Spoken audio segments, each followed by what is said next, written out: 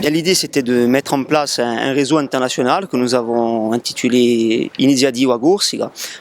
qui est la contraction d'Iniziativa Internazionale per una via politica in Corsica. L'idée, c'est qu'aujourd'hui en Corse, les conditions n'ont jamais été aussi favorables à l'instauration d'abord d'une paix durable et à l'aboutissement d'une solution politique globale qui réponde aux principales revendications qui ont émaillé 40 années de conflit. Donc nous partons du principe qu'il y a eu une jonction de deux faits majeurs dans l'histoire contemporaine de la Corse. D'abord, des votes extrêmement majoritaires de l'Assemblée de Corse sur des sujets fondamentaux, la langue avec la co-officialité, le foncier à travers le statut de résident, le statut fiscal, une évolution institutionnelle qui nécessite une révision de la Constitution française, et d'autre part, ce qui est d'ailleurs lié, puisque ça n'est une conséquence directe, la sortie de clandestinité qui a été annoncée par le Front de Libération Nationale de la Corse, en se fondant d'ailleurs sur ces délibérations. Donc c'est un moment inédit, un moment historique, et le mot n'est pas galvaudé concernant cette situation, et nous pensons qu'aujourd'hui on se retrouve face à une situation contradictoire,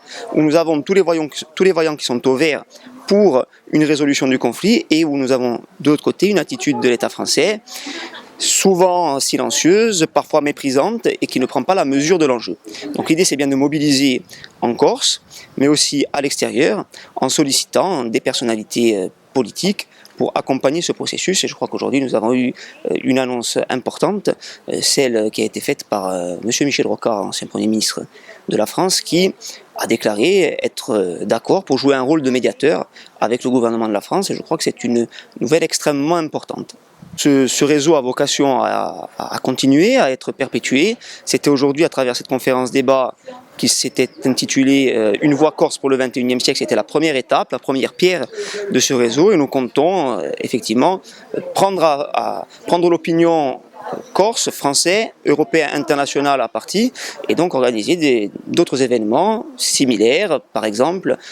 en France, en Europe et puis ailleurs dans le monde, pour d'abord informer, éventuellement trouver des soutiens politiques, et puis si c'est possible, comme cela a été annoncé aujourd'hui, trouver des personnes qui puissent jouer un rôle de médiateur, de conciliateur, pour qu'on ouvre enfin des négociations dignes de ce nom, qui permettent, encore une fois, que l'on respecte le peuple corse, que l'on respecte son vote démocratique, et puis que l'on consolide la dynamique de paix.